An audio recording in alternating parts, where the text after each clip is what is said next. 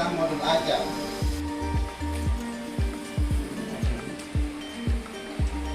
Kalau tidak tahu, bilang tidak tahu. Ya, belum saya paham. Belum Nanti paham. ya. Jadi selama ini kita mengajar di kelas seperti apa? Saya tetap pakai RPP, PP, cetak dan buku-buku penunjang lain, dan juga modul ajar. Tetapi saya tetap mengacu sama itu, tetap untuk cara membuat saya belum memahami secara detail. Artinya saya masih bertanya-tanya kepada guru senior. Kadang guru senior memberikan, oh ini RP-nya seperti ini, tapi untuk cara membuat saya belum bisa, Pak. Maksudnya nanti saya belajar. Di mana kita dapat itu modul ajar? Di teman-teman guru.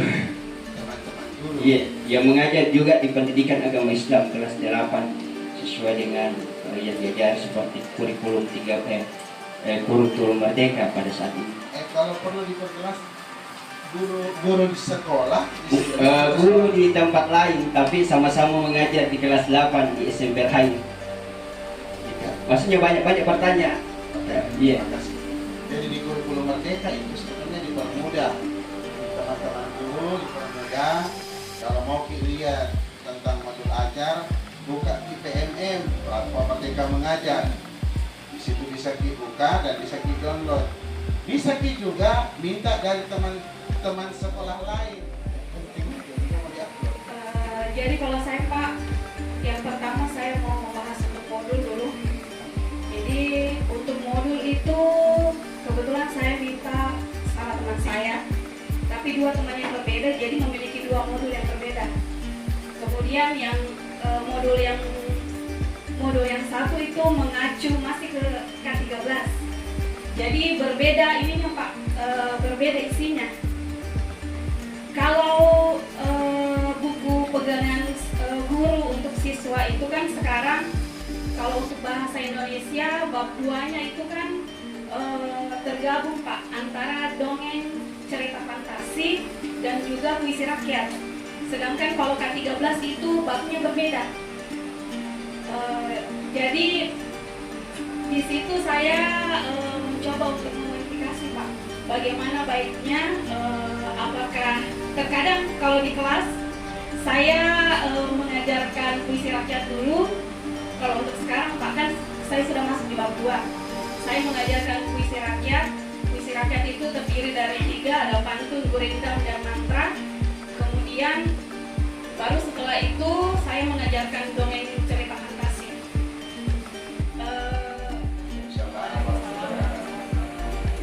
Iya, untuk saya pribadi kalau modul ajar saya ambilkan latihan ikut MGMP itu, Pak, ada tugas biasanya kita bikin modul masing-masing. Jadi nanti modulnya itu dikumpul. Nah dari situ biasa saya ambil dan biasa saya edit sedikit, Pak. Tapi nggak ada usaha langsung edit sedikit.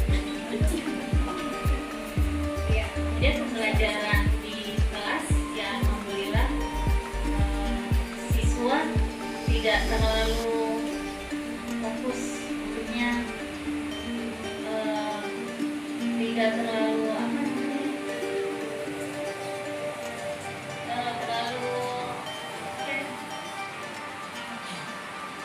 monoton gitu, Pak. Tidak, karena saya ya seperti yang kurikulum Merdeka, tidak seperti yang dulu harus ini. Jadi saya hanya inti-intinya saja yang saya jelaskan dan mereka alhamdulillah sudah paham.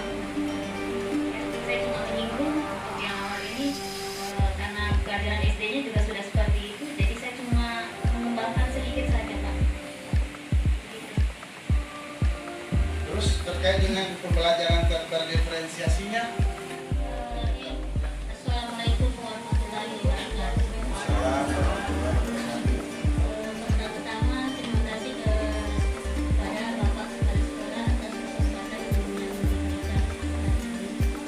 Ya, jadi untuk pelaksanaan kurikulum Merdeka, saya salah satu yang pertama mendapatkan dengan beberapa teman, karena tahun lalu saya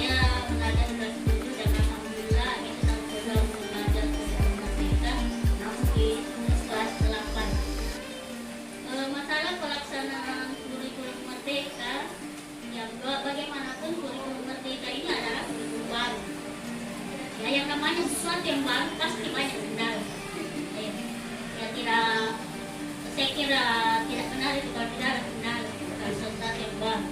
Dan saya sendiri alami dengan beberapa teman. Ya, kendala pertama yang kami hadapi itu waktu di kelas 7 ketika pertama kita mempelajari kurikulum merdeka adalah bagaimana menjabarkan CP menjadi ATP. Ya. Kita semua tahu bahwa kurikulum merdeka itu memang guru diberi kebebasan untuk membuat sendiri kurikulumnya.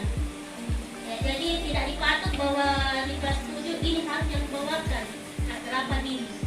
Tapi justru itulah yang membuat kami susah, karena kami harus bergabung semua tingkatan mulai dari kelas 7, 8 dan 9 untuk menentukan yang mana yang harus kita berikan di kelas 7, kelas 8 dan kelas 9. Ya, dan itu sudah pernah saya coba laksanakan dengan teman-teman. Kita mencoba untuk membagi tugas siapa yang mengerjakan kelas 7, siapa kelas 8 dan kelas 9. Tapi setelah beberapa kali pertemuan itu nyatanya tidak jadi apa yang kita inginkan. Lalu saya mencoba cara lain. Saya mencoba cari satu contoh modul, ya bukan satu contoh, beberapa contoh modul. Lalu saya coba cocokkan dengan buku paket yang ada. Ya, dan saya menemukan satu contoh modul yang saya rasa cukup bagus. Ya, karena memang banyak modul, tapi tidak semua juga bagus. Ada yang lengkap, ada yang kurang lengkap. Daripada pertemuan kali ini, pertemuan kita itu adalah ada yang menjadi pokok masalah pembelajaran diferensiasi itu sendiri. Jadi menurut saya yang pernah saya dapatkan dari berbagai dari berbagai kelompok karya.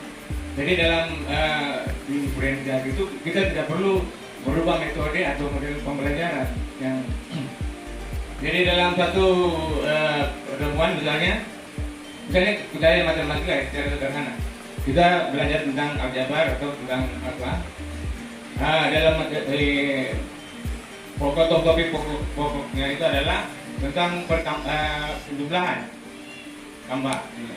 Kemudian anak-anak diajarkan, kemudian anak-anak yang cepat paham tentang penjumlahan itu, kemudian dia diajarkan juga campur Pak, karena tapi yang di kelompok yang belum mampu itu anak-anak yang tergabung dalam situ kita buat bahwa itu bukan kelompok yang apa ya, yang istilahnya punya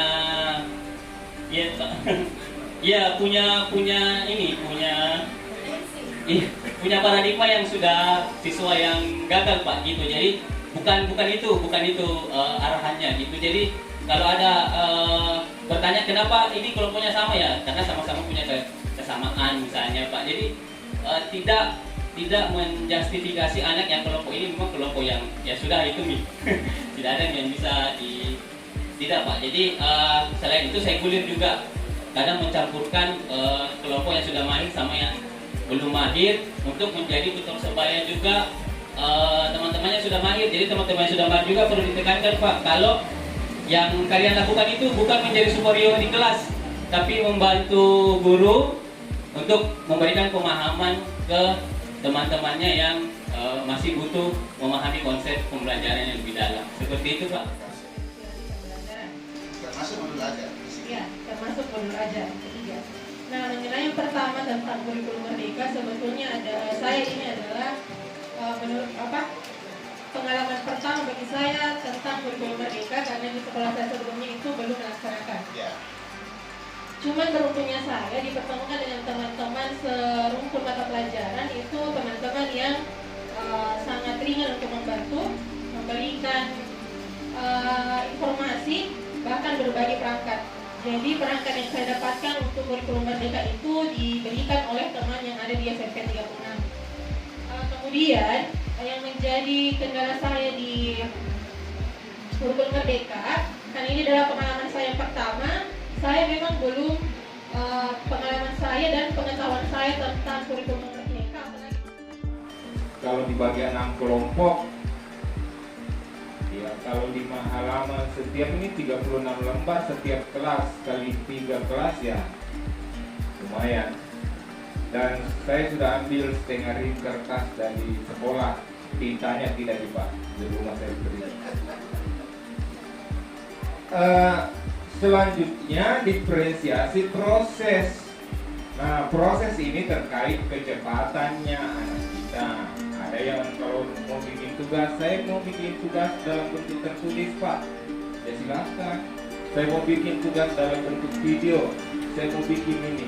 Nah, biasanya kalau saya laksanakan model kooperatif di dalam kelas, minimal ada nih 3 konten yang saya siapkan. Pertama buku paket, yang kedua bahan ajar, dan yang ketiga HP. Untuk IPS kelas 9 yang saya ajar, saya sampaikan tidak haram bawa HP untuk pelajaran saya. Yang penting Anda bisa menjaga bagaimana HP-nya tetap aman, bagaimana situs yang Anda kunjungi tetap aman juga. Karena anak-anak senang belajar, senang mencari sesuatu di HP, karena tinggal klik saja apa yang dibutuhkan, muncul pilihannya. Kalau membaca di buku paket itu biasanya agak ribet, tidak ada. Minimal 3 konten itu saya siapkan, jadi sudah berdiferensiasi. Kalau misalnya modelnya jigsaw saya ajarkan, Pak saya tidak bisa menghafal menjelaskan sama teman, ya silahkan baca saja yang kamu tulis di catatan tadi, itu yang kamu sampaikan kepada teman.